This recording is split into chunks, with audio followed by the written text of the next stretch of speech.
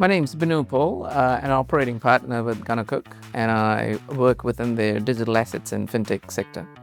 Right, so first question I have is, what is a cryptocurrency? So I'm going to put a twist on this one, and I'm going to tell you what it's not first, and then I'm going to talk about what it is. So there is a bit of a myth in that a lot of people refer to cryptocurrency on the basis that everything is a cryptocurrency, and in fact that it's not. And I like to call it a crypto asset or a crypto token for the reason a token could be a currency, it could be a utility, it could be anything else, right? So to use the term cryptocurrency, I always see that as a subset of the whole crypto asset, crypto token sector. So the question then is, what is a crypto token? The way I look at it, the simplest way to think about it is that it's a medium of exchange that allows you and I as individuals to be able to transact some kind of value, which is fully online, that doesn't have a physical presence, without the need for a third party or an intermediary. So if you think about it, traditional financial services, you have a institution like a bank in the middle, whereby if I hand over this note of £10, everybody agrees that the piece of paper is valued at £10. If I go back 5,000 years in Mesopotamia, for example, you had bird bones being used as tokens. These are all tokens, and they just simply represent a perceived value attached to that token. Now that token could be used as a means of payment, in which case you could say that call it a cryptocurrency or a crypto payments platform or a token. Alternatively, if I go to a carnival and I get a wristband, it's actually a token. And what the token gives me is the value and the utility of me being able to get on a ride. And at the end of the day, I may return my wristband if I haven't used up all of my fiat currency in it. I get some money back. So again, that's a token, but it's a utility token. It's not quite a payments token. So that's how I kind of differ between different types of tokens. And so, yeah, so that's essentially what it is. The whole thing lives on a technical infrastructure called blockchain.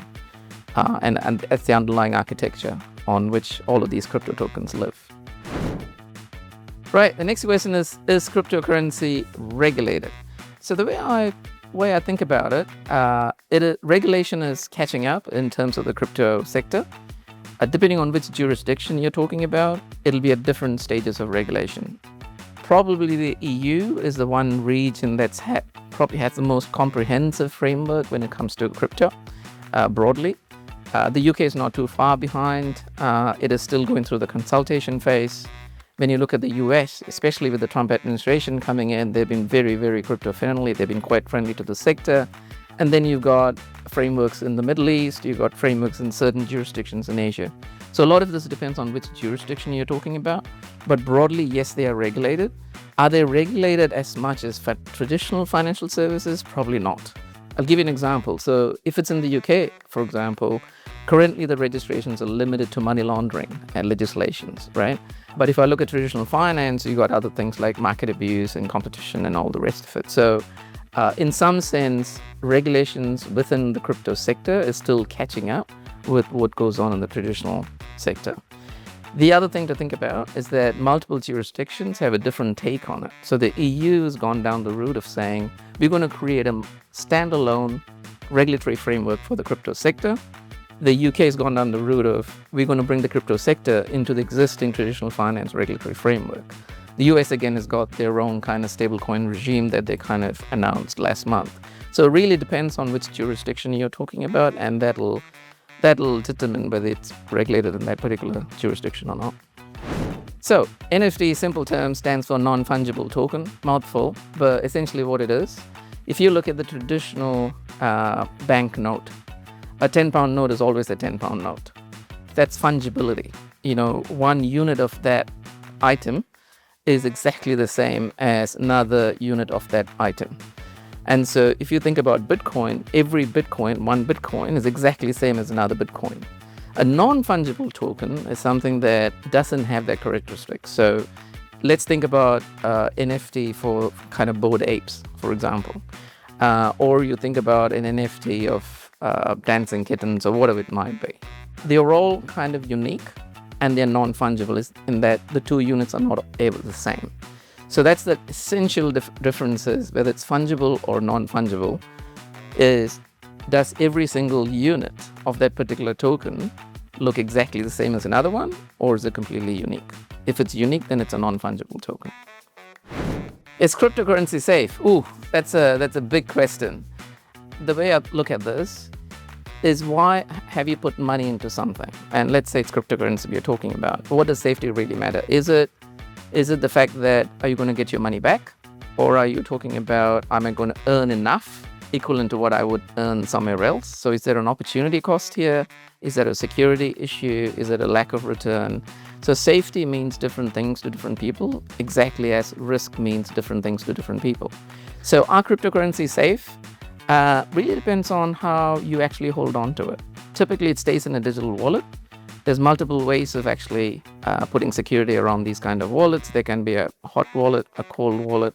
So it really depends on what your best practice is and where you store your cryptocurrencies. Are they open to cyber hacks? Yes, they are, because all of these live digitally. There's no physical form of any of the crypto tokens that we're referring to.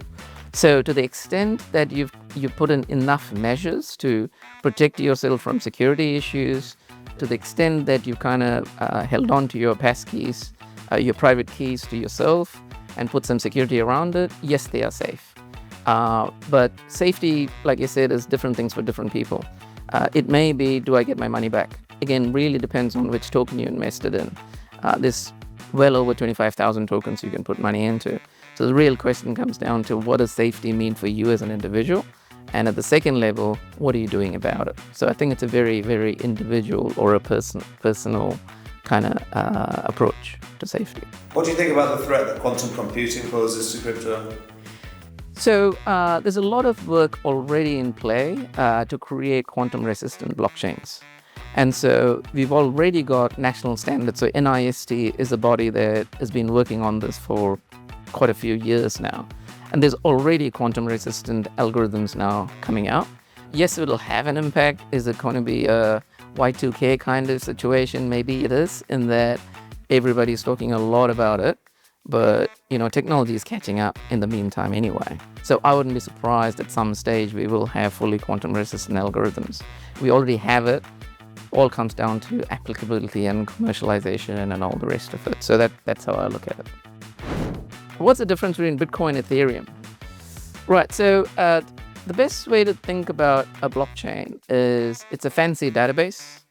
And essentially, rather than one entity in control of the database in terms of what goes into it, what gets recorded, and what gets saved, it's a whole community of computers or nodes that decide what the access to the database looks like, how does the security for the database works, and all the rest of it, how the records are kept and who accesses it and how it's accessed. The fact is, you can create multiple types of databases with different architectures. And so Bitcoin is one blockchain, it's one type of database. Ethereum is another database, which is another blockchain. The confusion, I think, it's between when people refer to the Bitcoin, they're not actually referring to the database or the technology underlying it. They're talking about the token that lives on top of that blockchain. So unfortunately or fortunately, what you call the underlying tech and what you call the thing that lives on top of it, both are called Bitcoin. In the case of Ethereum, Ethereum is the underlying, but the token is actually called Ether. But Bitcoin doesn't differentiate, it's one and the same. So a lot of people refer to Bitcoin, but they're not referring to the underlying piece. So Bitcoin in this reference could be either you're talking about the underlying blockchain or you could be talking about the actual token itself. Ethereum is very much a blockchain, and if you're talking about the token, it's Ether. So that's kind of the primary difference, it's just two different blockchains. What's one crypto myth you wish you could bust forever? So this is probably not essentially, it's not so much a crypto myth. And I think this is something that anybody who puts money into any financial vehicle or even a collector's item like an NFT should be aware of. And that is that there's a big difference between price and value. A lot of people tend to miss what that actually means. And what I mean by that is, if you're looking at trading in a stock that is listed on the market, there's primarily two drivers to how people value that stock. They're essentially looking at what's the economic activity that's going into that initiative, into that business. How is it generating future cash flow and revenue? And as a shareholder, you participate in part of that value if the value is going up, and you lose some of it if the value is going down.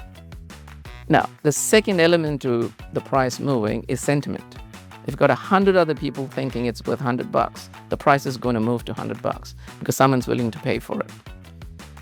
What you have to think about in the crypto space is, with a lot of the tokens that you hear, it's almost exclusively driven by sentiment.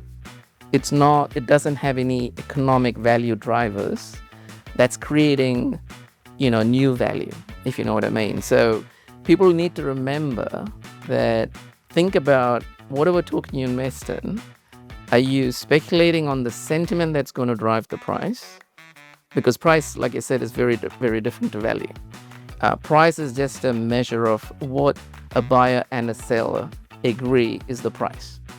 The value is what you extract out of it at the end of the journey when you actually exit out of that position and you've made some money. So think about what's the economic value driver of the token you're putting money into, not just the sentiment. Now, if you're invested in a token because you believe it's a collector's item, fine. Then you're purely driven by sentiment, because I can decide that this piece of paper is worth $10. You could say it's $100. If you decide to settle on 50, suddenly the price is 50.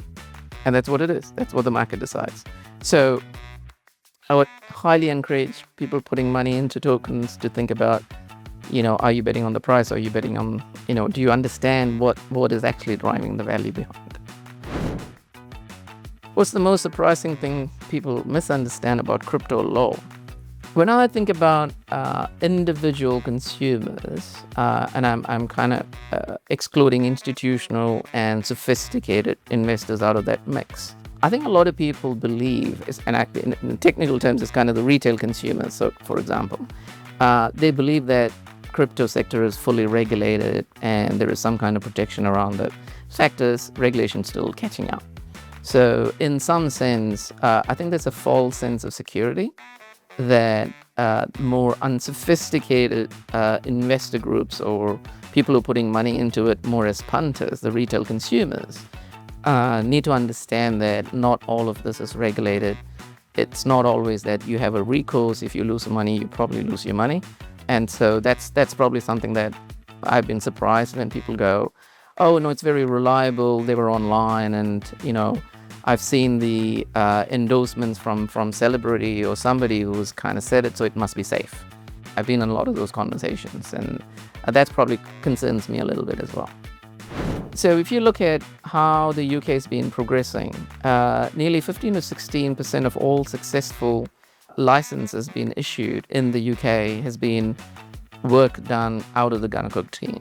And so not only do we have crypto dedicated experts in the UK, we have them in Europe and we have in the US as well. So when it comes to a global business looking to establish in any one of those jurisdictions, you're actually tapping into a team that's been there and done that. It's amazing to surround yourselves with people who really know what they're talking about, not just from a legal perspective. Could be regulatory and compliance, could be commercialization. And so it's the diversity of the talent that sits within the GUNNERCOOKE family that makes it super appealing for the crypto sector. And think about it, the sector is reasonably new in the grand scheme of things. And as I said, regulation and pieces of legislation are still falling into place. And to have people who are kind of front end of thinking, it's an absolute joy to be working with them.